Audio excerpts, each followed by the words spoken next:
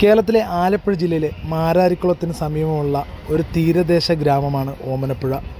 കാട്ടൂർ, പൊള്ളേത്തൈ, വളവനാട്, പ്രീതികുളങ്ങര, കലവൂർ, പാതിരപ്പള്ളി, ചെട്ടിക്കാട് എന്നിവയാണ് അടുത്തുള്ള പ്രദേശങ്ങൾ.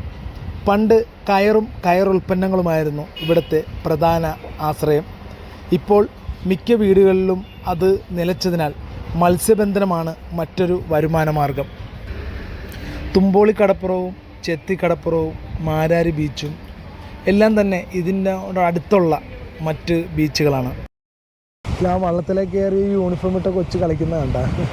ഇവിടെ ഒരു അപ്പാപ്പൻ്റെ ഇവിടെ ഇരിപ്പുണ്ട്. അവിടെയൊക്കെ വള്ളങ്ങളുണ്ട് കേട്ടോ. ആ പരിസരത്ത് അപ്പുറത്തൊക്കെ ഒത്തിരി വള്ളങ്ങളുണ്ട്. കൂടുതലും ഈ ഓമനപ്പുഴ ഇവിടുത്തെ ആൾക്കാരുടെ പ്രത്യേകത എന്ന് പറയുന്നത് മത്സ്യബന്ധനത്തിൽ ഏർപ്പെടുന്ന ആളുകൾ തന്നെയാണ്. ഇവിടുത്തെ ഉപജീവന മാർഗം എന്ന് പറയുന്നതും മത്സ്യബന്ധനം തന്നെയാണ്.